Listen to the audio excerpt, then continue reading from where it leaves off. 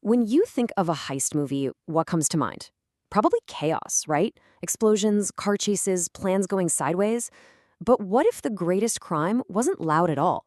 What if it was a quiet, perfect equation? Well, today we're going to break down the neo noir thriller Crime 101 and dissect its anatomy of precision. The entire film really is built around this one central question. It's a premise that immediately separates it from your typical cops and robbers story. It makes you think about a world where the most successful crimes aren't messy and loud, but, well, quiet and methodical. And right away, this is where the film just throws the blockbuster formula out the window. Instead of screaming for your attention with nonstop action, it earns it. It's a thriller that whispers, you know? It pulls you in close, making you lean in to catch every little detail, rather than just hitting you over the head with spectacle. Okay, so how exactly do they build a whole world around this idea? Well, it all starts with a very specific and very rigid philosophy: crime with rules. See, the film's title, Crime 101, it's not just a cool name, it's a real thing in the story. It's basically the master thief's personal Bible. We're talking a super strict set of rules designed to eliminate chance, to control every single variable, and to make every job absolutely, completely untraceable. And you can really see the film's central contrast right here. On one side, you have the kind of crime we're all used to seeing on screen. It's born from chaos, it's fueled by desperation, and it is always, always loud. But on the other side, that's what this film is all about. Crime as a kind of art form, built on total control, unwavering discipline, and most importantly, quiet. And this brings us to a really key insight. While the movie is all about heists, it's not really about the money or the jewels. The heists, they're just the stage. The real story is the psychological drama playing out on that stage. It's an exploration of obsession, discipline, and that deep, fundamental human need for control. And this whole psychological game is brought to life by two central figures, locked in this relentless, quiet battle of wits: the strategist versus the detective. First up, we have Chris Hemsworth, and he's playing completely against type here. Forget Thor, there's zero charm, none of that superhero swagger. His performance is so quiet and so measured that his character, the strategist, is just unnervingly calm and deeply intimidating. For this guy, crime isn't a passion, it's a science experiment. And this one line from the movie, it just nails his motivation. This isn't about need, it's not desperation. It's an expression of pure capability. He steals to prove a point, to prove that he's smarter, more disciplined, and way more in control than the very system that's designed to stop him. And on the other side of this chessboard, you've got Mark Ruffalo as the obsessive detective. But don't go thinking he's the clear-cut hero here. No way.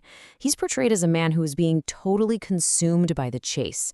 You can just feel the personal cost, the sleepless nights, the quiet intensity of a brain that is just stuck in overdrive and cannot switch off. See, just like the thief he's hunting, his motivation isn't really about justice. He's not trying to stop crime so much as he's trying to solve a puzzle that nobody else can.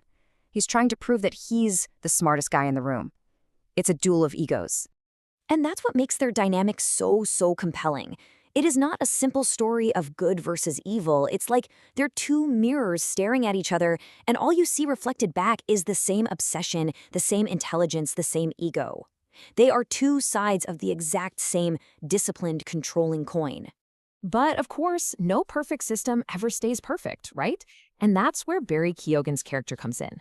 He is the wild card. He's the chaos grenade tossed into this perfectly clean room.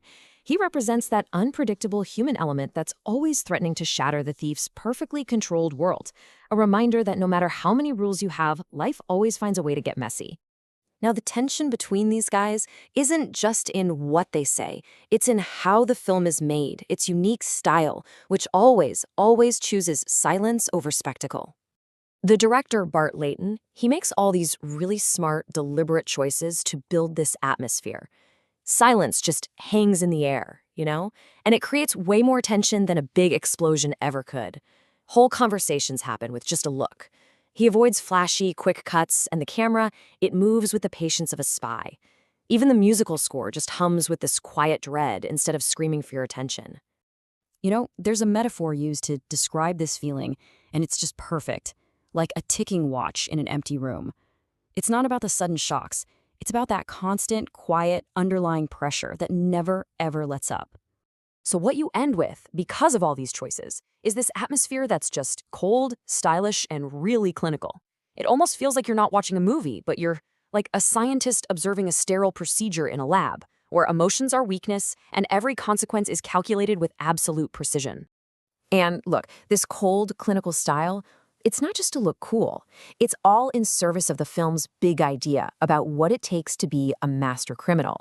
This is the mindset of a master. The movie kind of lays out this evolution of a criminal mind.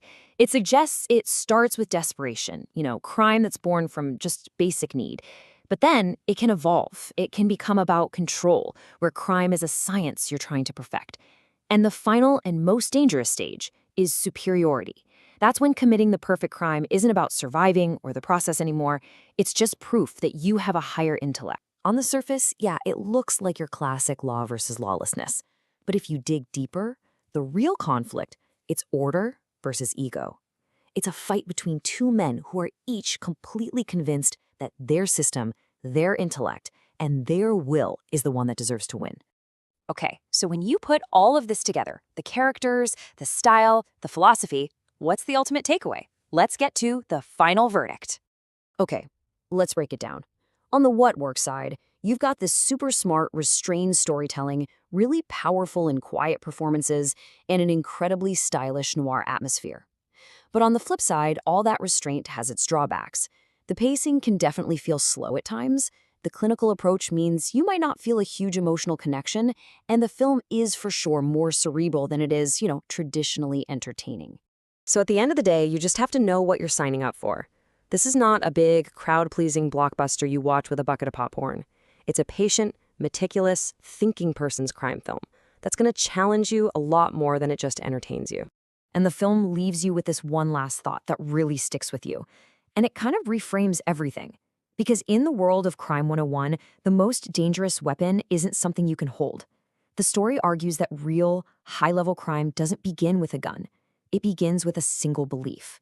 The belief that you are simply better and smarter than everybody else.